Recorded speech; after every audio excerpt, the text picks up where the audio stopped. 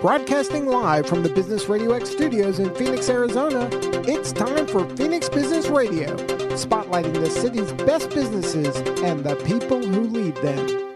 Hello and welcome to Phoenix Business Radio, broadcasting live from the Max 6 Entrepreneurial Center right here in Tempe, Arizona, where we help build businesses and connect you with the right people. And we have today with us Guardian Tax Law, Hubert Johnson. Welcome to the studio. Thank you for having me. All the way up, hailing from Tucson, Arizona. Thank you for making the drive here. Yeah, glad to be here. How often do you get up to the Phoenix area? Probably once or twice a month. And I know when, I can't recall who on your team talked about having this conversation today, they said that you are looking forward to, within the next 6 to 12 months, expanding more into the Phoenix area, as well as the folks that you serve in your area. Absolutely. We're looking to establish an office and have an attorney presence in Phoenix. Okay, so good. This is the kind of the prelude. This is the opportunity to let people know that you're landing here. And at the end of our segment, of course, we'll share how folks can get to know you and where they can find you. But let's have you start telling a little bit about who you are, why law, why taxes, and how have you always been interested in that? We've got up to an hour, so please take your time and help us get to know you better. Why law? I actually had two choices, history or law, and my undergraduate degree was actually to teach high school history. There's a sociology degree in California. And if people remember, back in the Arnold Schwarzenegger days, they started pink slipping all the teachers. And that was my junior year in college. So I started looking around to see what could I do. And I would have been going into this as a brand new teacher, so it was kind of scary. And so I took the LSAT, did very well on it. And so I figured, why not? With law, I've always considered maybe being an attorney. And there's not much else you can do with a history degree besides teach. So I went to law school. I got a C in federal income tax in law school. If you would have told me in law school I'd be a tax attorney, I probably would have walked away. And I ended up just falling into it a year or two after law school. And just, I've enjoyed it, loved it. And it's all I do. And you have worked for several different law firms until opening Guardian Tax Law, right? Yes. And what made you decide to go out on your own, and how has that been? It's been since 2018? 2018. So working for other people, you see the good, the bad, and everybody has this idea. If I ran my own place, I'd do it this way.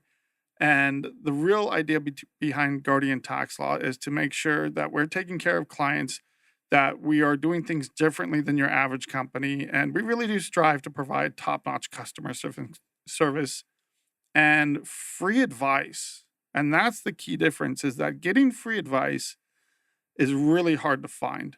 Good free advice where you can get steered in the right direction rather than stepping in a bear trap. Mm-hmm. So if someone had a question about tax, whether are these independent clients as well as business owners, you serve both, or you work just strictly with businesses? No, we work with individuals and businesses, and we have people all the time that call us and say, hey, we have these questions. If the case is too small for us, we'll try to refer them on either to a CPA, or there are free legal tax clinics across the country. They took a big hit post-COVID, after COVID, but they're still out there. And I think just within the last few days, I referred someone to want to get their tax returns prepared for free. And you're going to guide, what I hear you saying is you're going to guide us in the right direction, whether we become clients or not. Absolutely. And we'll follow up with people to make sure that they get connected with a good CPA. And through BNI, which is a networking group, we have contacts all across the United States. So I've referred people from New York to Florida to California. Yeah. How long have you been part of BNI? 2019. What? Really? That's a long time. I had been part of BNI before, back in 2013, and so I knew about it. And so it was one of the first things I did when I opened my business. I knew BNI would be great for my company. And part of it is being a rare duck. There's not a lot of tax attorneys out there. I can go and visit all kinds of chapters and really make my presence known. And it's been a huge help for us ever since. So good. Shout out to your chapter. What is your chapter called or named? Is there a name? No, it's the Achievers chapter. I'm not in it anymore because Okay. I've gotten too busy. But we have an excellent representative who, again, he's very well known. We just had our gala, I think it was February, and he took like 3 awards in the entire region. And he represents Guardian Tax. He represents Guardian Tax, but it's a little unfair because he gets the referrals from the whole office, all under his name. A So little unfair, but we'll let him do it. yeah, we'll roll with it. I love it. Oh, so good. Well, great. Before we get into the meat of conversation as it relates to tax and law and some of the things that you've expressed that you want our listeners and viewers to know about, I'm anxious to hear a little bit about the TV show that you're hosting, because I really think that speaks to your expertise and your knowledge and how well sought after you are right now. So it's called Taxes Made Easy, and it is on the smartmoneyculture.tv channel station, and also then you upload those episodes to your YouTube channel for Guardian Tax Law. How did you get started with this, and where is it being shown? Tell us a little bit about how that is going down for you. So ran into a gentleman who he's got big ideas. He's been wanting to launch this TV channel for a while, launched it in January. And so he wanted me to appear on it. And I've been hosting this show since January. And one of the big questions is, how do I come up with content?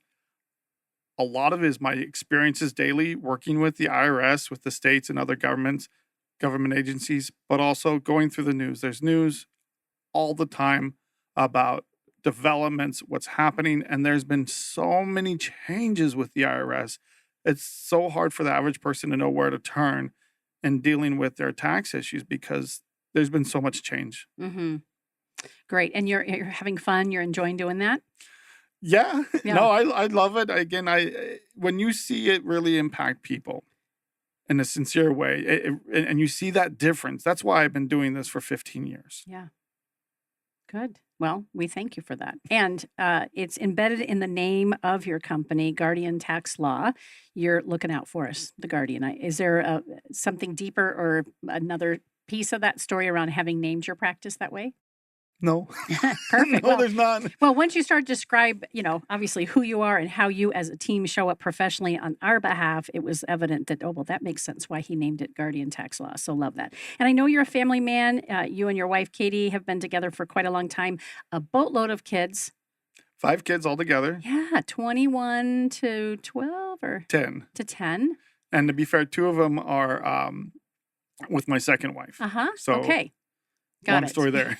Hey, we'll just save that for another segment. Sure. But that's great. I love hearing that. And outside of work, what do you like to do for fun?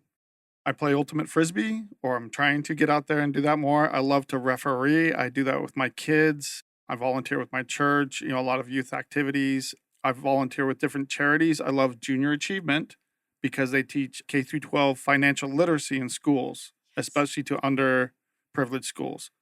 And then, look for other ways to volunteer as well. But, I keep busy. Yeah.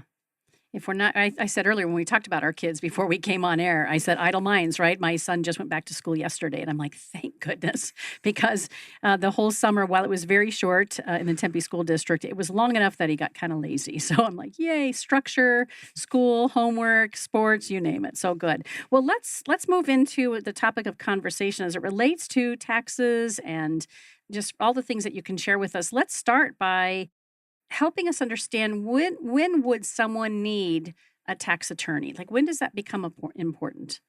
So interestingly enough, I actually spoke about this morning, that the IRS is making it easier in one area to get tax information. And I like to promote this and give IRS kudos when they deserve it.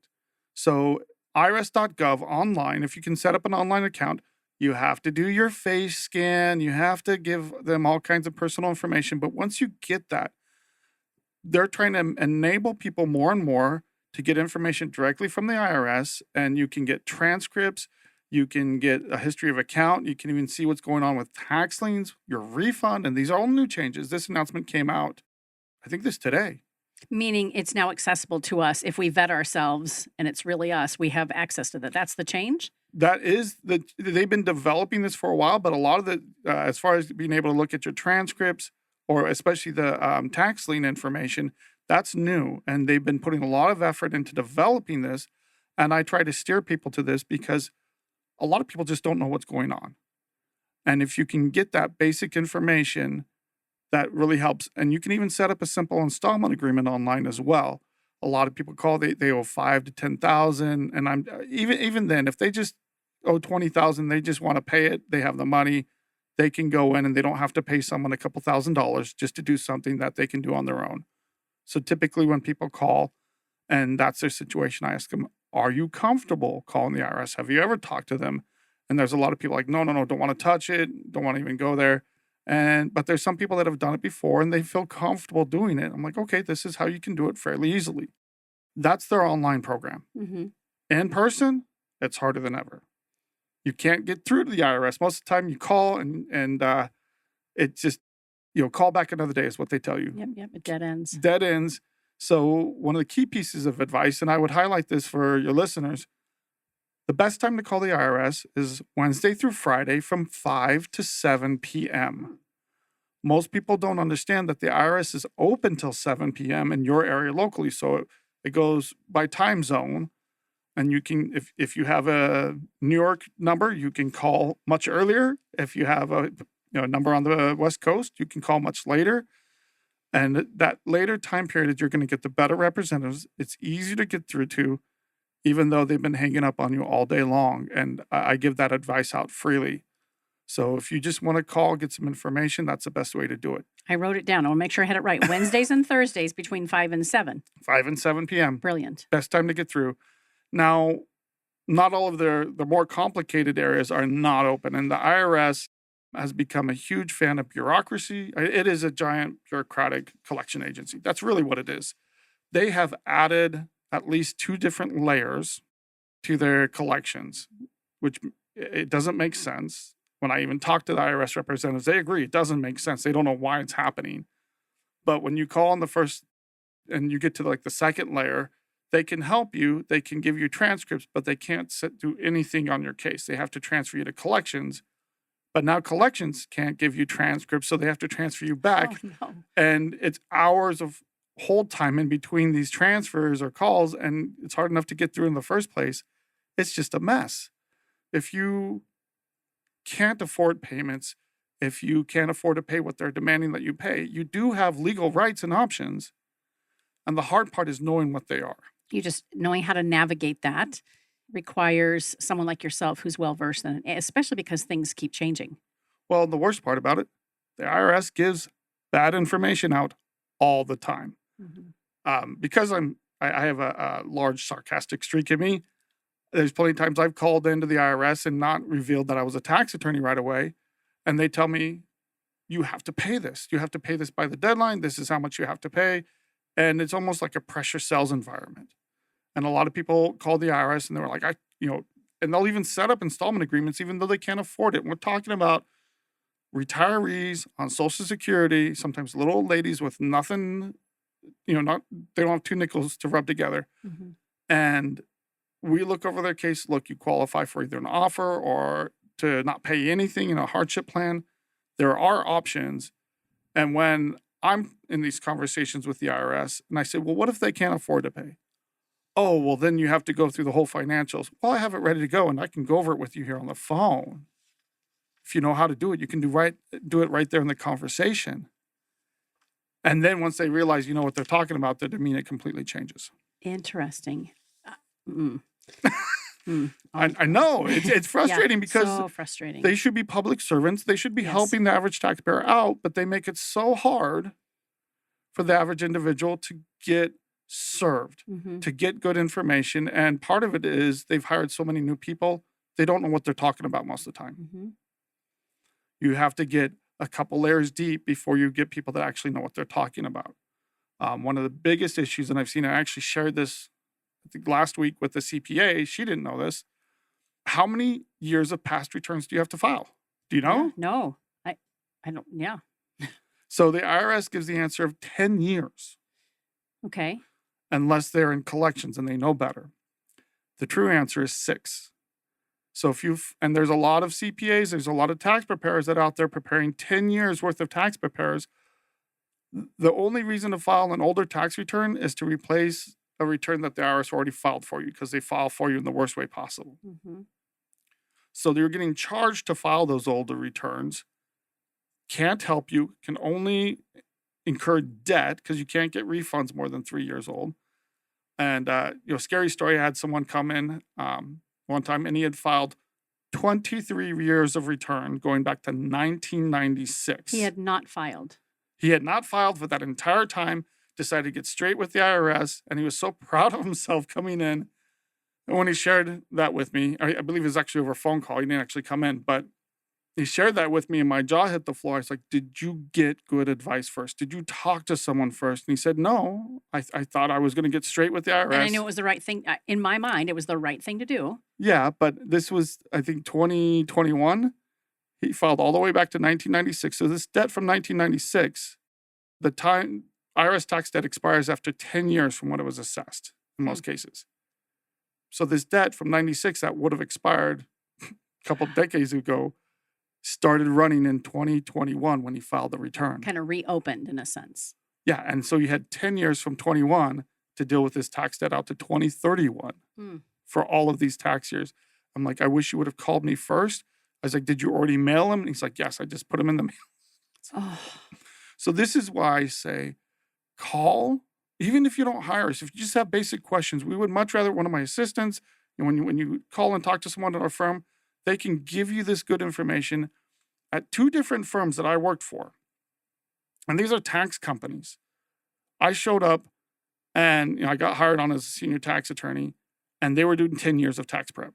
I pulled out the IRM, which is the Internal Revenue Manual. It's like their Bible, and showed them that it says only 6 years, and they changed their practice. But for many years, they've been telling people 10 years and charging them to do that.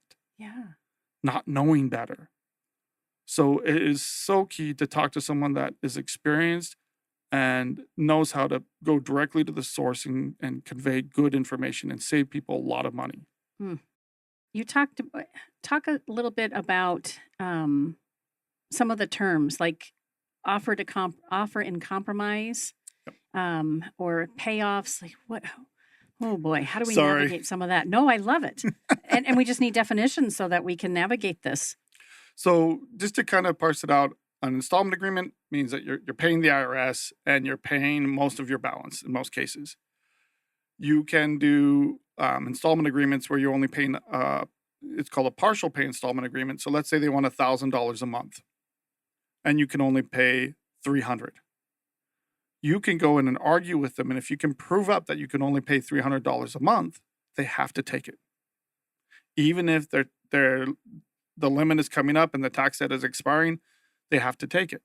If you qualify, you can go into what's called a hardship status, where you don't have to pay anything for at least 2 years. 0 payments for 2 years. They're not going to be looking at you as long as you don't owe again and you file your tax returns. And then they have the offer and compromise program, also called the Fresh Start Initiative. So it's always been the offer and compromise program, but I think it was the Obama administration. They did a PR blitz. They made some changes, good changes to the offer and compromise program, and gave it a new name for PR purposes, but it's the same program. And I like to compare it to Cinderella's shoe. It is an amazing service, but I would say about 20 to 30% of the population actually qualifies for it. So I talk to people all the time. I heard about this. Do I qualify? And we'll go through their numbers. We'll go through their financial statement. If they do, great. We'll tell them why. If they don't, we'll be upfront with them and tell them, hey, you don't, but these are the options. So we sit down in our initial consultation, go through their financial information and give them their different options and explain to them the pros and cons of each one.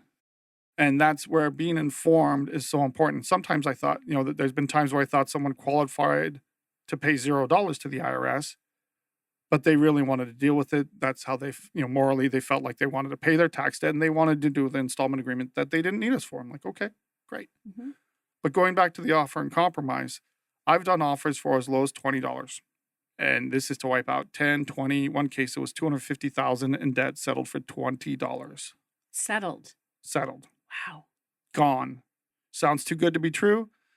This is why you get all those commercials that people see. I was just going to ask. Right, the ads. So what you're talking about is working with the IRS to either consolidate, wipe out, manage. How does this compare to all these ads, or are the ads you're referring to actually IRS ads? No, they're not IRS ads. IRS does not So here's the crazy thing. When you're talking to the IRS and you're talking, because there are different departments, offer and compromise, it's like one hand, the collections department is in another hand. The audit department is a completely different hand. It's just think of it as a giant bureaucracy where the hands do not talk to each other. Mm-hmm. There's very, very poor communication, if at all, between the different hands. So if you have a hard case and you're not getting where you think you need to do, collections will often tell people, oh, just file an offer without talking to them. And most of them don't even know if they qualify or not. I've had revenue officers, which are part of collections. They should know, they should be more informed, but suggest, oh, why don't you do an offer? And I said, because I've already reviewed it, and this, and this is why they don't qualify. So why am I going to charge him to do something that's just going to get rejected? Mm-hmm. The offer and compromise program is amazing. I had one guy, he was homeless in the streets of New York, had a 14-year-old with him, was able to do an offer with IRS and settle over $100,000 for $20. And then turned around with New York. New York has been more difficult, but we are ready to get an offer approved for them to wipe out about $125,000. But they're asking for $25,000 to do it. So he has a sponsor that's going to give him the money and settle it so he can move on with his life. It's life-changing. It is. Life-saving. His driver's license has been suspended for years, and he's been getting jobs or being able to go out. In some industries, you can't work if you have tax liens or tax issues. Mm-hmm. So it really does provide a clean slate for people, but you have to qualify. So this is why it's so important to talk to someone first. True story, I had someone come in and they had put, I think it was $20,000 down on a credit card. They owed around $80,000, put it all on a credit card and paid it down to $60,000. Then called us. They qualified for an offer. We were able to settle the $60,000 for a couple $100. Oh my! The other $20,000 we could have settled too, but since they put it on a credit card, now they have this credit card bill that we can't help them with. With what crazy interest rate? Crazy interest rates, right? This is why I say call, get some free advice before you do something that can really hurt you. I've had plenty of people that they get a settlement, they get some money. What's the first thing they do? They pay off credit cards. Mm-hmm. One of the worst things you can do. Really? Because the IRS treats it as it's non-secured debt or unsecured debt, Mm-hmm. and tax debt takes priority. So if you're paying off medical bills, if you're doing necessary repairs to your home, if you're paying student loans, other government debt, that's all allowable expenses and expenditures. But if you go, I had one true story, someone, wasn't my case, but another attorney's. They got $100,000 and they owed over $100,000 to the IRS. They went to Vegas and blew it on a shopping and gambling spree. Oh, no. So they figured if they didn't have the money anymore, the IRS couldn't demand it. And they did. Or Well, they told them no deal, no resolutions Yeah. for you. We are going to garnish you. Wherever you work, we're going to garnish your wages. We're going to levy your bank accounts with no relief until somehow you figure out how to pay us. So let's give the opposite example. Had they had that 100,000 and they didn't go to, do a crazy shopping spree, how might the IRS hypothetically have worked with them? So another true story, I had a client in the middle of an offer and compromise. She's on Social Security, definitely qualifies for it. We're doing a $20 offer to wipe out $100,000. I don't remember exactly how much was owed. Right in the middle of our offer, her mother passes away. She gets a $300,000 inheritance. You think the IRS is going to accept that offer? So with the $300,000, we took about $100,000, got her into a home that she could afford. So she wasn't renting anymore. It was an inexpensive home. And she still had monthly payments after that, but it was a good down payment. The other $200,000, because she was retired, we put into an investment for her, conservative investment that she could draw off monthly. And they ignored that as an asset because it now was an income stream. So if you talk to us, work with us, we can absolutely move things around. She still got the $20 offer. And is in a home where it's not extravagant, but it works for her and she is comfortable and able to start to rebuild. In a much better place for herself. For sure. Wow. So I have a lot of questions running through my mind. The first one is more kind of let's back up. Clearly, you've got the experience. You kind of fell into tax accidentally, but law was always something you're interested in.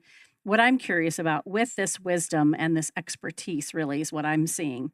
Where does that loving heart come from? Where in your life, when you name your practice guardian tax law, and have said over and over again, free advice, we're here for you. And I really genuinely sense that you really want people to be okay and have the right information, whether they're clients or not. How did Hubert become that person? Is that something that just you grew up with that in your family? Faith. Yeah. I love hearing that. Faith. I grew up as a Christian. I go attend the Church of Jesus Christ of Latter-day Saints. I served a mission in Peru for 2 years. And when you go to a foreign country and you see parents picking fleas out of the kids' hair, it makes you appreciate what you have a little more. Funny part of that story, I had when I flew out to Peru, I made sure I had a can of dog and cat flea powder. You knew ahead of time. They tell you ahead of time. Yeah. So and you're 18. How old are you at this point? I was a little older because I served in the Navy first. Okay. And I guess I was 21 to 23. Okay. So I was a little older, but this family's picking fleas out of their kids' hair. And I'm like, I have this powder from the United States and in Spanish. So it's like, I have this special powder from the United States that can help with that. And they're like, please, because they can't listen about God or faith when they've got, the kids are infested with fleas. So I brought it the next time. I said, use it carefully. This might be a little dangerous or you could use too much. Yeah. And they were in this little one-room bamboo hut. She snagged the bottle from me, took it in there, and just emptied the whole thing in her home. Oh my God, that might be too much. So, what do you do but laugh? But now you're without that as a way to support the rest of the folks you're serving. So my very next letter home was, please send dog and cat flea powder because it's not readily accessible in Peru. And I actually needed it later. I went to another place where the missionaries that were there before me they had a jar and their goal was to catch 10 live fleas a week, and they were doing it. Oh no. So I would sprinkle it on my blanket every night when I went to bed. And after about a week, I started finding dead fleas and I could sleep in peace. Yes. But it was, anyway. So faith has been your guide. I didn't realize, I didn't see that in the information that you and your team share with me, that you had been in the Navy. So thank you for your service. Thank you. And then really just, I'm so inspired by how you show up, and it's very similar how I live my life, making sure that I'm of service in as many ways as I possibly can. Sometimes at the sacrifice of earning a living. So you and I probably should have a conversation. You can help me get in that direction. But I'm appreciative because oftentimes folks have this knowledge and they stay on top of things for us, and yet there's a hard door to open to knock on. And if you don't come with a lot of money, then it's hard. To your point earlier when you're talking about all these jumps we have to go through to connect with the IRS and get the information we need. It's great to have someone like yourself and your team ready to help us. Talk a little bit about your team. So you're not flying solo here. You mentioned the gentleman who shows up to the BNI group and has that community for you. Who else is on the team? And then at what point do you look at, will you start looking for somebody up here in the Metro Phoenix area? Our goal is to have someone hired by January. Okay. And be looking and making sure we have a place. And I mean, again, this is our next hire, hands down. But a little bit of my team. So Russ Sullivan, he is a BNI guru. So he gets in conference talks with like the national and international directors. And the guy, he's retired, did 30 years plus in the Air Force and used to joke around with generals and stuff. But he's a great guy, very laid back, but he's excellent at, he loves spreadsheets and he loves connecting with people. His wife has actually hired him, told him he retired, and she told him to get back to work because we needed somebody. And she's my office manager. And so we joke around that she's my boss. She handles office in an amazing Wonderful. way. We have Alexa Kelleher, who is our legal assistant. Again, handles all the footwork, most of the client contact, most of the paperwork, and does an amazing job for us. And then I really ran across a gem with Ruben Salcido. Interesting story. His family lives in Mexico, but his parents had a house in Tucson. They have like a ranch where that they rent out to hunters and stuff in Mexico. So they're not too off. they do just fine. But his sister is already an immigration attorney in the States. Oh, wow. And so he went to U of A in Tucson and graduated. And after he graduated, he was having a hard time getting his bar approval. So we took him on as a legal assist, and he was working for us in that capacity, thinking that he would, pass the bar or get approved. It took a year and a half. He finally had to hire an attorney to get approved by the Arizona bar, because he was an attorney previously in Mexico, and they wanted some definitive proof he didn't have any bad record in Mexico. But it's like, they don't have a bar. They don't have anything like this. So he had a struggle to get licensed. But once he did, he's amazing. He's fluent in Spanish, which we love. I speak Spanish, but after 40 years, I can hold a conversation in Spanish, but I'm a little rusty. Love that, to provide that assistance to Spanish speakers as well. Yeah. So for any of our listeners or viewers who either themselves are an attorney, well-versed in taxes, or know somebody, is it as easy as giving your office a call and just saying, hey, might be worth talking to so-and-so about this opportunity coming up Absolutely. at the beginning of the year? Okay, very good. What are the biggest challenges that you see businesses facing today? And then how can you guys best help us? Rising costs. I probably could have answered that question by myself. Yeah, it's Right. rising costs and making missteps. So one of the worst things when businesses face missteps, it is so easy and it's such a temptation not to pay taxes. And the easiest tax not to pay is payroll taxes. Don't do it. Mhm. We help people with payroll liabilities on a regular basis. I've handled all kinds of businesses, large, small. The IRS is extremely aggressive about payroll taxes, and it's one of the few.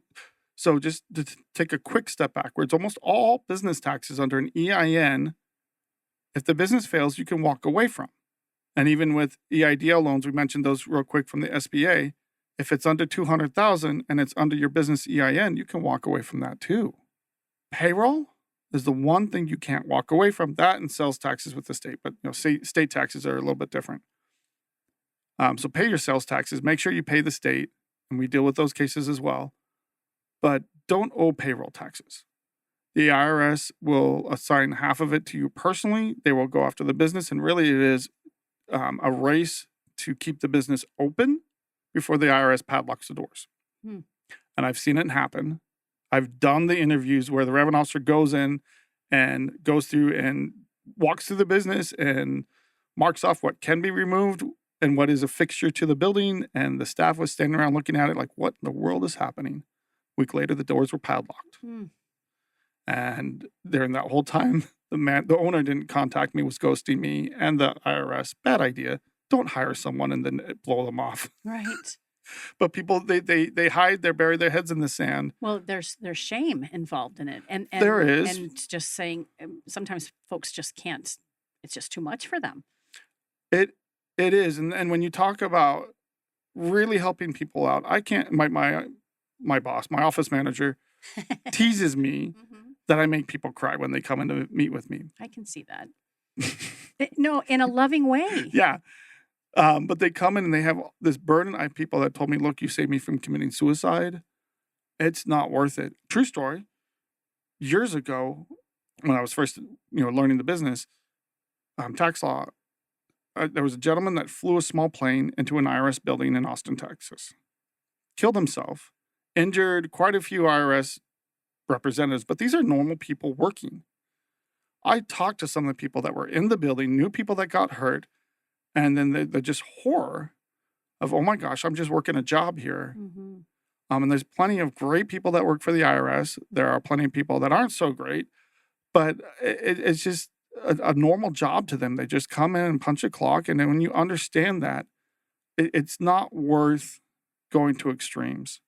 It's absolutely not worth it. On a little bit lighter note, I did represent one person who just got mad and frustrated with the IRS. And he told them, someone should bomb you guys. Oh, goodness. Yeah, don't ever say They that. said that to somebody on the phone, or With the IRS. it's like in an airport. Yeah. I would imagine they take it as seriously. Oh, they prosecuted him. He was convicted. And as part of his conviction, he couldn't call the IRS anymore. Which makes sense. Understandably so. So he had to Wow. hire us. It was for something fairly simple, but we took care of him, and he was fine afterwards. And he was laughing about it. He's like, I should have never said that. I'm like, yeah, watch your temper.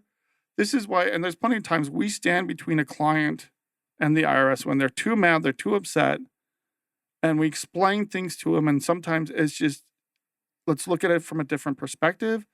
Let's understand where the IRS is coming from, because I had one guy, multi-million-dollar case. This guy was an actor, and he's paying the IRS hundreds of thousands of dollars to try to get caught up on his taxes. But he was getting bad advice and didn't know it. And the people giving him the advice didn't know better either. So what they were doing is they're paying on the oldest tax return first. Bad idea. And he was owing every single year. The number one thing you want to do is make sure you don't owe on the current year. Because if you don't, so right now we're halfway through 2024. So it's really hard for someone to get caught up in 2024. But at least start in the current month and don't owe moving forward. And if you show the IRS, you're not going to be a problem moving forward. You can arrange something on your back taxes. You can set up something what you can afford to pay. You can do something. But if you're owing moving forward, one, you're incurring all the penalties of a new year. Second of all, they can't set up a resolution for you. So they didn't even understand that. And in 2023, November of 23, Congress, in their wisdom, sarcasm alert, increased the penalties up to 8% throughout the year. So if you're not making if you're not paying in sufficient taxes, either through estimated tax payments or from your W-2 withholding, you're going to get hit with an extra 8% on any taxes that you didn't withhold that you should have at the end of the year. Oh, wow. So this is the first year. It was 3%. Now it's jumped up to 8% with inflation. A lot of people are going to get surprised in 2024. So with them, I got them on track, paying in the current year first, not trying to catch up with the oldest year where all the penalties have already been assessed. Interest was ongoing, but we were able to abate over $250,000 in penalties and interest off the older years and make sure he wasn't going to owe moving forward. They were trying for years to pay off this debt, not getting anywhere. Within a year working with this, it might have been a year and a half, we had them set up in a payment plan. They weren't owing moving forward, and they knew exactly what they needed to do moving forward. And with the actor strike, their income dropped. We revised things, went back and renegotiated with the IRS, and we're taking care of them long term.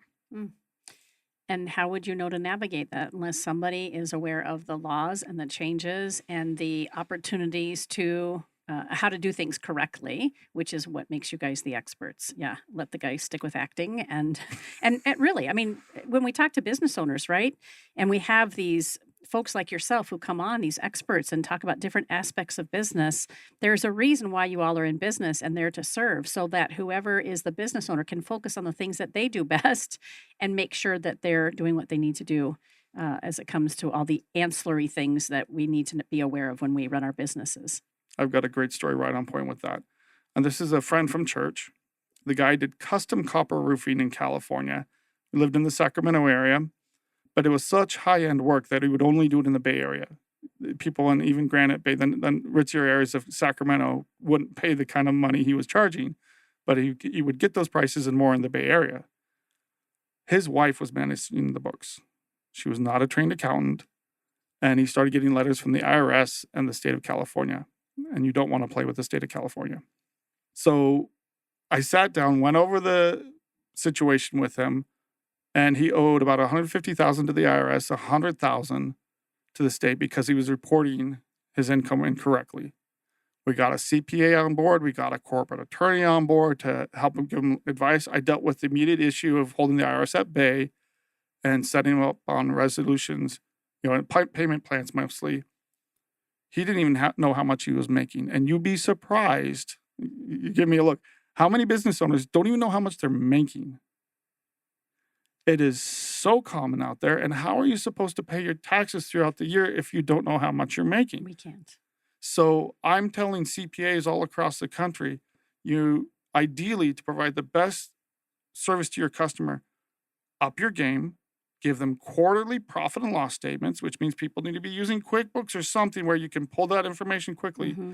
And that way it enables the business owners to make business decisions throughout the year too. Yep.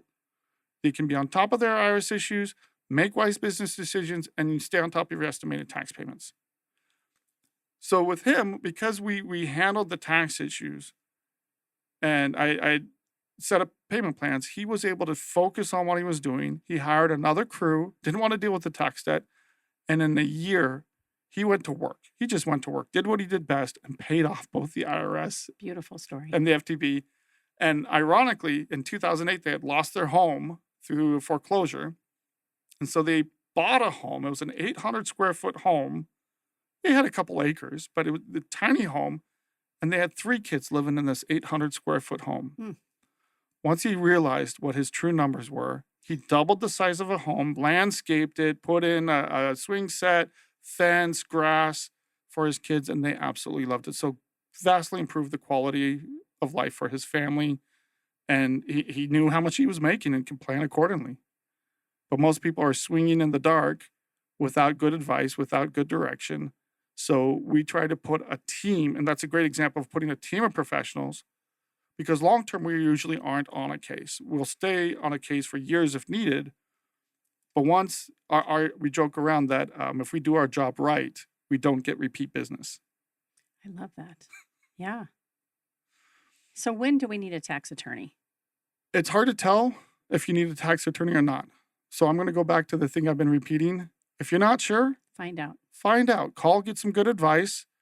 And if you don't need us, there's plenty of times where someone calls us and they're working with somebody else, or they have a CPA. I said, look, if they're doing a great job, we'll follow up with you in a couple months, make sure everything's fine. Mm-hmm. But if you do have issues, we'll answer them. We can do a quick check-in real quick. And there's times where people, we do pro bono work at times as well, where I had someone call in homeless in New York, living out of his car, ready to lose both legs due to diabetes. And he had a career. He was successful. But again, if you're in New York and you don't move out before you hit rock bottom, it's really hard to move out of that state. Mm-hmm. People get trapped there. So we're helping them out pro bono. And it's just one of those things, trying to do the right thing by people. I mean, there's no way he could pay my fees. Right. Wow. Is it FBAR?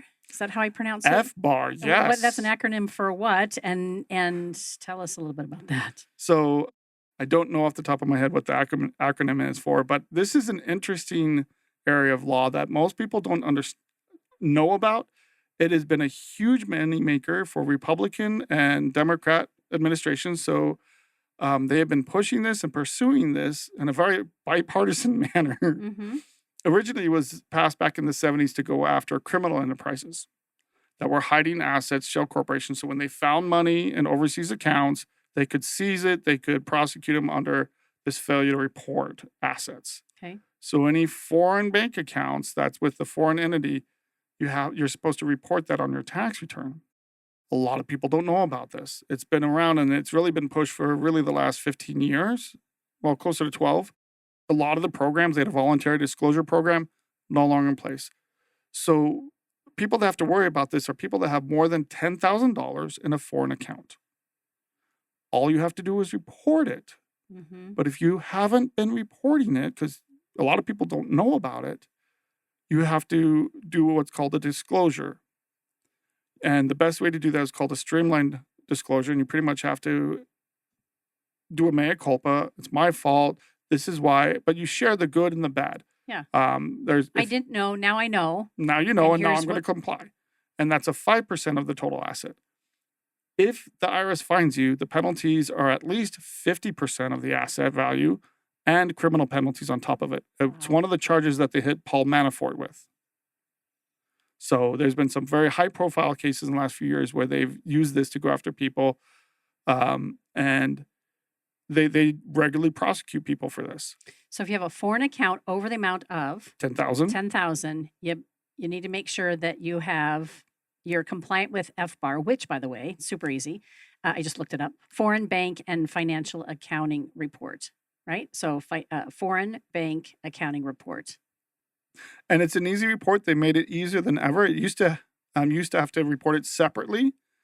Not all CPAs or tax preparers are comfortable with doing FBAR reporting. But so if you run into someone and you just need someone that's comfortable doing FBAR reporting, I have plenty of CPAs that will do them. Not everybody does. It's a little twist. Not everybody's comfortable with it. But doing the back reporting is where you would need an attorney. For example, one case, great case, and we were able to turn this around fairly quickly.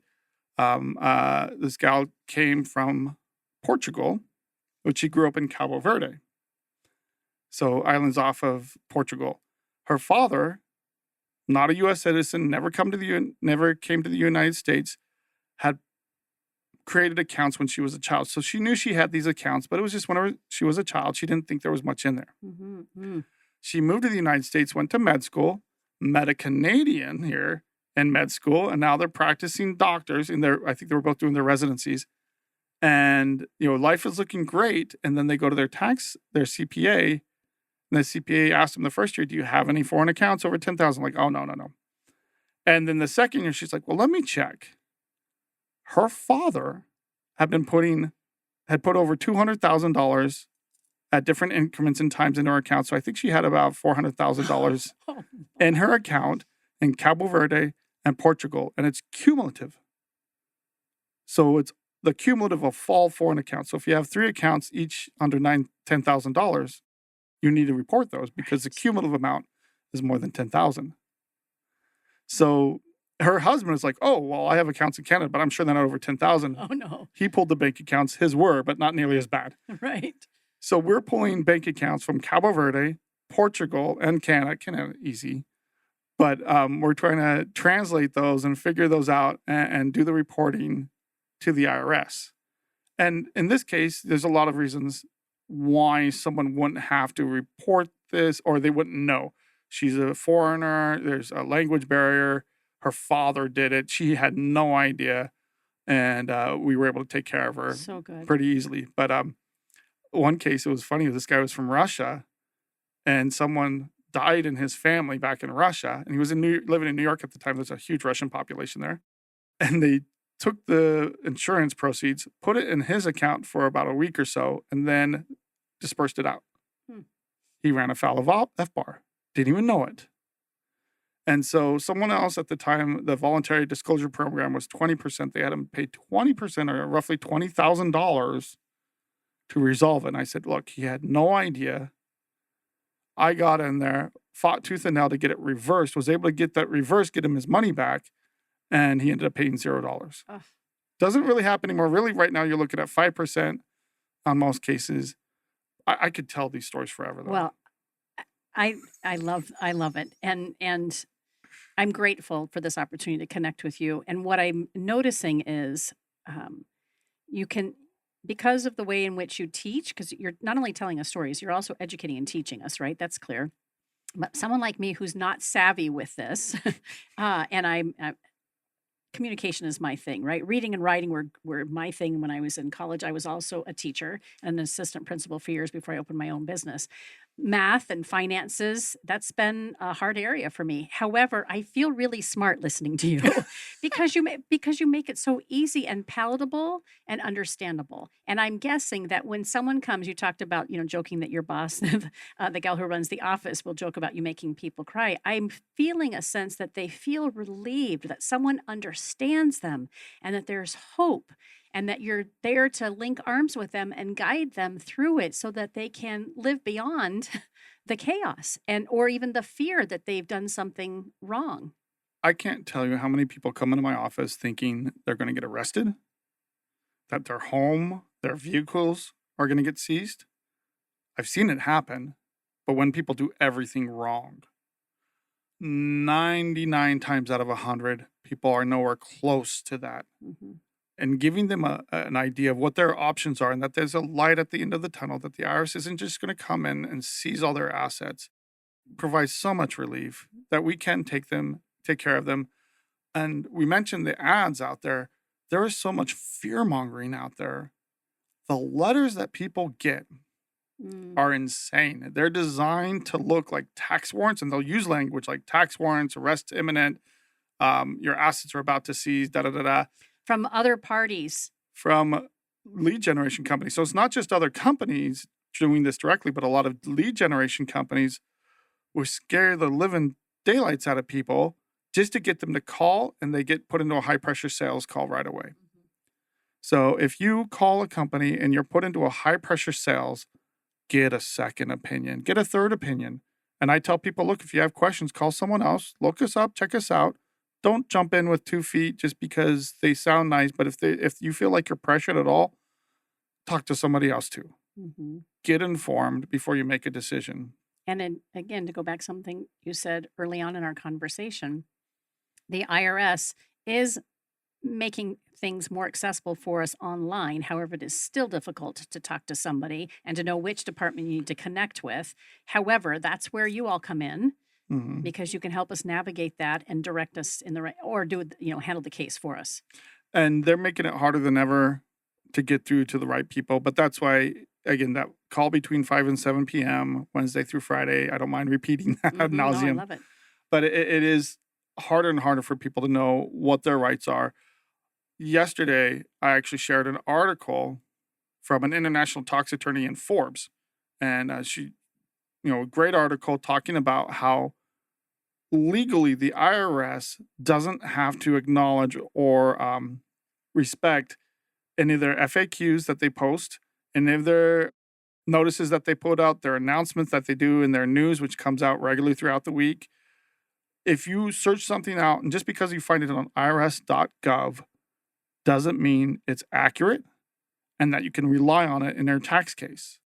How do they get away with that? So there's a little known memorandum that was put out. You could have used to be able to find it online by doing an online search, but their official policy is that those things were not fully researched by the IRS. They're, a lot of, and you're Yeah, you can't see me. I'm not on camera, but I'm wiping my brow and my hands are on my face. I'm shaking my head. So the worst thing you can do is rely on verbal advice from the IRS. They give bad information all the time. And I talk to them and, they tell people, well, you have to pay right now. You have to do this. You have to file 10 years of returns. The bad advice is endless. But when you get a few layers deeper, if you get to collections called ACS, the advice gets better, but sometimes they give bad information too. And there's been plenty of times where I have cited the Internal Revenue Manual and faxed them the citation saying, here's where you're wrong. But I'm nice about it. I try to be nice about it because nobody likes to be corrected. We still have to work with them. But one of the things this international tax attorney was citing is that the IRB, Internal Revenue Bulletins, is the only thing besides the tax code that's dispositive to the IRS. And if you want to fall asleep, read the IRB. It comes out every week, and it is worse than counting sand. It's just horrible. It's absolutely horrible. But again, this is why it's so hard to have good information. But one thing that I definitely try to push, if you're not familiar with the Taxpayer Bill of Rights, it's actually been codified by Congress, so it is part of the tax code. And it says people have a right to know their options, a right to be informed, a right to be able to get through and talk to someone, to be represented by a professional. And there's about 10 different tax rights in the Taxpayer Bill of Rights. And in many ways, the IRS right now is absolutely failing to respect those. Yeah, you used the word respect earlier, and I was surprised. I leaned in because I really, now it makes sense. Well, it doesn't make sense, but that is the situation we're in. It makes no sense, but that's the situation they've created for us. We only have about 5 minutes left, and I want to talk a little bit about the SBA loan defaults that are happening and get your ideas and thoughts around that. What's the best way to deal with EIDL and PPP loans when you can't pay back? Great You question. took a long, deep breath. So it's just a lot of information here. So let's just touch on it. Yeah, I'll just touch on it. So the SBA gave out all these loans for COVID to get money out quickly. They didn't verify businesses. I actually have talked to people that got money fraudulently. If you got money fraudulently, pay the loan. Because they will figure that out at some point. Well, it's not worth them figuring it out because then there's criminal penalties and prosecution for obtaining loans fraudulently. If you used an EIN for your PPP or EIDL loans and you just can't afford it, the business is shut down, you can walk away from the loans if it's under $100,000 for the PPP loans and $200,000 for the EIDL loans. You just won't be able to get another SBA loan until that loan is paid off or resolved. This might not be a wise question. You said if the business is closed, do that. What if the business is open and you can't pay those loans? So the SBA has what's called a HAP program where you can do a temporary hardships. You can pay 10% of your monthly payment for 6 months at a time. They will usually give you 2 of those at 10%, and then they raise it up to 50%. We've seen it go as high as 70%, and then they want the full payment monthly. So it provides temporary relief for a short period of time, but if the problems with the business persist and you just can't make it, there are SBA loans forcing businesses to close down. People just took as much money as they could and didn't make sure that they could actually afford it when the payments started, or they expected things to turn around. A lot of businesses just haven't turned around. Today was just announced that Con Appliance is shutting down, which is well known throughout the country, filing for bankruptcy. And there's more business bankruptcies this year than I think going back to 2010. It's a scary thing out there. Yeah. If your business is still open, or if your business isn't closed and it was more than $200,000, you still have rights. You still have options. You can do a hardship plan. You can do an installment agreement to pay less than what they're demanding, which is absolutely outrageous because it's now been sent to conserve. I want to be mindful of the time. Yeah, you're good. So I have one gentleman, they gave him 2 options: pay us $90,000 and do $2,000 a month. And I think it was around $250,000 owed. Or you could pay us $50,000 up front and $4,000 a month. His monthly income is around $7,000. Neither one of those options would work for him. So we're doing a temporary hardship for him. And there is an offer and compromise program as well. But again, it's one of those things you have to qualify. You're not going to get a $20 offer from on SBA loans. But whatever they do forgive, they're going to issue a 1099-C cancellation of debt. So then you'll have an IRS issue. Oh, wow. To deal with as well. Again, all these moving parts. It's complicated, and this is new. This change where they're sending all these tax debt or SBA loans to conserve and other collection agencies, that has become their main mode of whenever things default, they send them there instead of to the BFS, which is part of the Treasury. That only changed 6 weeks ago. Again, the government's overwhelmed. They can't handle things. So if you do have those questions, call us. We'll go through in detail instead of, I feel like I'm running. Yeah. Wow.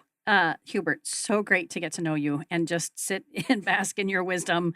I've got a lot of questions, but we'll do those off air. To stay in touch with you, what is the website for Guardian? GuardianTaxLaw.com. Great. And are you personally active on LinkedIn? I'm not, but my media team takes care of that for me. Okay, good. So we can find you all on LinkedIn. Guardian Tax Law, Hubert Johnson, managing attorney. Shout outs to your great team, which I really loved. We got to know them a little bit and appreciative of that. And to your BNI group, and just again, how effective BNI has been for you as a professional over the years. Thank you for sharing your wisdom and your insight and expertise today. Thank you for having me. My pleasure. Absolutely. You've been listening to Phoenix Business Radio, broadcasting live from the Max 6 Entrepreneurial Center. Some media leans left, some lean right, and we lean tax law. Until next time, I'm Karen Nowicki. Thanks for listening.